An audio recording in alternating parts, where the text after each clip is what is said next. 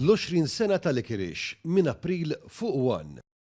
L-għaqda volontarja Core Platform stabbilixxiet il-Malta Diversity and Inclusion Charter bajnuna finanzjarja ta' 20,000 euro mill-Fond VOPS amministrat mill-Kunsill Malti għas-settur tal-volontarjat blan li jitrawmu iżjed il-valuri tad-diversità u l-inklużjoni f'diversi setturi.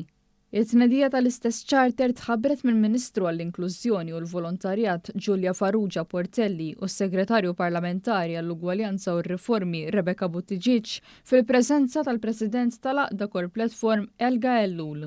Id-Direttorat ta' Drittijiet tal-Bniedem hi l-ewwel entità pubblika li se tappoġġja u tiffirma charter għat 3 snin li ġejjin filwaqt li l-Bank APS se jkun l-ewwel entità kummerċjali lokali li jagħmel dan. Dan iċ-charter jinkludi fih miżuri bħall-implementazzjoni ta' prattiċi ta' riżorsi umani fejn id-diversità titpoġġa fiċ-ċentru tal-operat u fejn l-inklużjoni tiġi enfasizzata mal-impjegati kollha. Fid-diskors tagħha l-Ministru Farrugia Portelli faħret l-inizjattiva filwaqt li enfasizzat il-bżonn ta' aktar inklużjoni fuq il-post tax-xogħol. Dan huwa l-ewwel Diversity Charter f'pajjiżna li qed jibgħat messaġġ b'saħħtu mhux biss bħala gvern imma wkoll bħala soċjetà ġenerali li rridu li jkollna soċjetà b'saħħitha fejn għandu x'jaqsam l-inklużjoni u d-diversità, fejn kulħadd huwa aċċettat, kulħadd għandu jkollu id-dritt tal-fehmiet differenti ma fl-aħħar mill-aħħar il-postijiet tax-xogħol b'mod partikolari li qegħdin jabbraċċaw dan il-ħsieb u dan il-valur. Kien ta' pjaċir tagħna illi nagħtu 20,000 euro b'fondi li ħarġu mill-Kunsill Malti għal għaqdiet volontari biex dan l-ewwel charter ikun jista' jidħol fis-seħħ.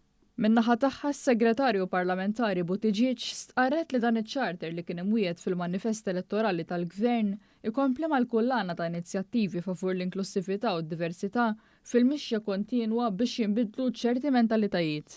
Il-launch ta' Diversity Charter illum ifisser li tinwettqu miżuri oħra tal-manifest Malta flimkien. Flimkien mal-Ministru Giulia Farrugia Portelli qed nassiguraw li bħala Gvern qed nibagħtu messaġġ ta' ugwaljanza u inklużjoni mhux biss fuq il-post tax-xogħol iżda anke f'postijiet oħra sabiex nassiguraw li l-ugwaljanza nipprattikawha fil-ħajja ta' kuljum.